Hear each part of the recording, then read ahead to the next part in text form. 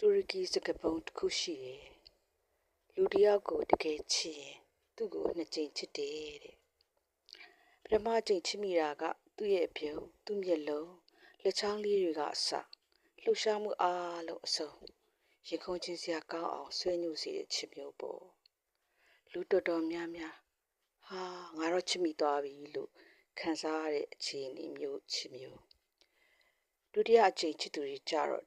ဒီလူရဲ့အမောင်ချမ်းလူတကာကိုမပြရတဲ့အကြီးတန်းနဲ့ချမ်းသူ့ရဲ့စီစားကြောင်တာတွေကိုတိပြင်းရင်တော့လက်ခံပြီးချစ်သွားတဲ့အချစ် You need to fall in love again and again but with the same person လို့ဆိုတဲ့အတိုင်းဒီလူတယောက်ကိုပဲအခါခါကြွေးမိတယ်ဆိုတာမျိုးပေါ့